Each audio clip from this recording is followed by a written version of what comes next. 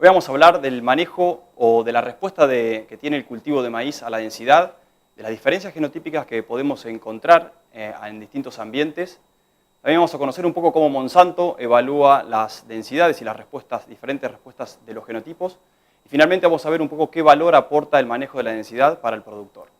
En este slide lo que se muestra es la respuesta a la densidad poblacional en los distintos ambientes. Como pueden verse en este caso, el rendimiento del cultivo de maíz tiene una respuesta del tipo óptima a incrementos en la densidad, donde niveles de densidades bajos se condicen con niveles de producción bajo, y a la medida que incrementamos los niveles de densidad, el cultivo de maíz va incrementando los niveles de rendimiento hasta llegar a un valor óptimo, el cual es denominado densidad óptima, donde se alcanzan los máximos rendimientos. A diferencia de otros cultivos, una vez que se incrementan los niveles de densidad, lo que puede observarse son caídas en los niveles de rendimiento. Ahora bien, en esta figura también lo que se puede observar es que existen dos curvas de respuesta, ¿sí? La primera corresponde, o la de arriba, la de color verde, corresponde a ambientes de alto potencial, es decir, donde hay una mayor oferta de recursos, y ambientes de más bajo potencial correspondería a la línea roja. Y como puede observarse, los niveles de densidad para cada uno de estos ambientes difieren, siendo menor la recomendación o la densidad óptima que se alcanza cuando la oferta de recursos es menor. Ahora, lo que se ha observado y a lo largo de los años, a la medida que se han incrementado los estudios en diferentes cultivos y demás, es que existen diferencias genotípicas en la respuesta a la densidad. Como dijimos anteriormente, la densidad, para poder manejar la densidad es necesario conocer esos ambientes de producción, ¿sí? Y por lo tanto, cuando uno hace una recomendación de densidad por híbrido, es importante que pueda indicarle o utilizar como una herramienta cuál es el rendimiento que espera el productor encontrar. Lo que pueden ver en esta tabla, ¿sí?, es distintas recomendaciones de densidades para híbridos del portfolio de Cal, donde cada uno, si nos centramos en un híbrido en particular, vemos de que para ambientes de bajo potencial los niveles de densidad recomendados son más bajos, y a la medida que incrementamos los rendimientos que son esperados para un productor, la densidad se incrementa. Como dije al iniciar esta presentación, existen diferencias genotípicas en la respuesta a la densidad, y uno lo puede observar en esta tabla, donde vemos que para el caso de genotipos contrastantes en su respuesta a la densidad, por ejemplo el caso de 7250, vemos que tiene densidades recomendadas para un mismo ambiente más bajo que el caso de un híbrido, donde las densidades que soporta o las densidades que son apropiadas para un ambiente de producción son más altas. Fíjense estas diferencias que podemos encontrar. Entonces, en esto quiero destacar que existen diferencias genotípicas muy notorias en la respuesta del rendimiento a la densidad. Ahora, esto lo que hace entonces es disparar la necesidad como compañía de poder evaluar estos materiales, no solamente en un ambiente dado, sino en todas las condiciones ambientales que puede explorar el productor. Y para esto, como compañía, lo que hacemos es, tenemos una red de testeo, la red de testeo de desarrollo tecnológico, se distribuye por toda la región templada, la región el NEA-NOA, ¿sí? Y para esto lo hace, en cierta forma, para conocer la respuesta cuando la oferta de recursos es bastante contrastante entre los distintos sitios. Entonces, la forma de generar distintos ambientes son, principalmente, a través de localizar los distintos experimentos en distintas posiciones, y bien sabemos de que existen zonas de mayor oferta de recursos, principalmente agua en esta porción, y existen zonas más restrictivas. La segunda forma de generar una oferta de recursos y por lo tanto índices ambientales o rendimientos esperados contrastantes a través de utilizar distintas fechas de siembra en ese programa de testeo.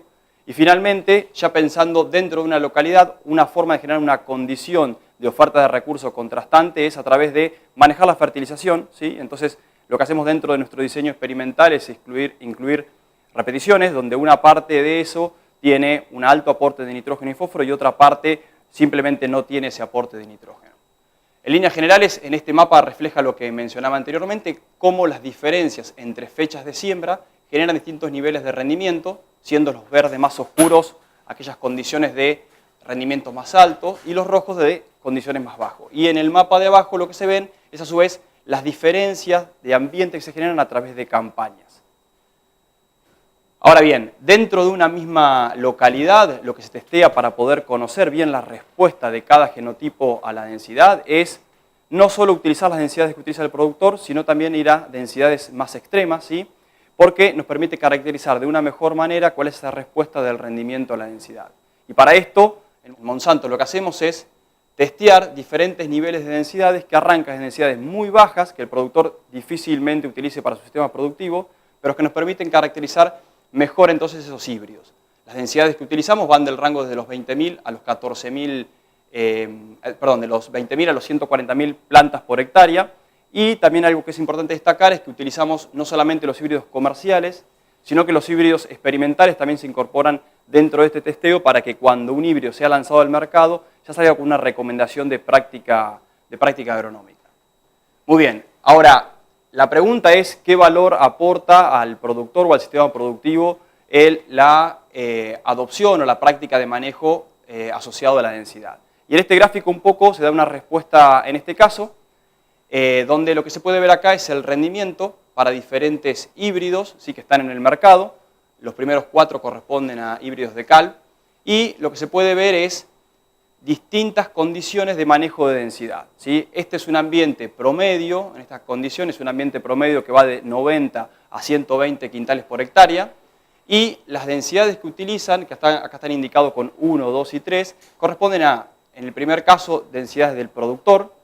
En el segundo caso son densidades más elevadas, que suelen ser las que nosotros recomendamos. Y finalmente, densidades ya más supraóptimas, un poco para evaluar cuán estables son las respuestas de los híbridos a la densidad.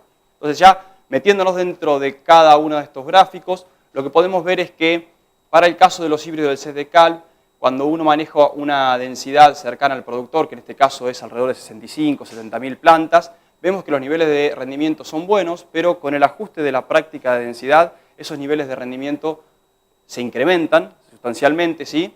Y cuando se produce un incremento adicional, no se producen caídas en el rendimiento, dado la alta estabilidad que presentan estos materiales, que muchas veces ese tipo de respuestas es una pregunta que tiene el productor respecto de si incrementar la densidad, en este caso 15.000 plantas por encima de la que recomendamos, generaría, por ejemplo, unas pérdidas de rendimiento, y eso se ve claramente que no es así.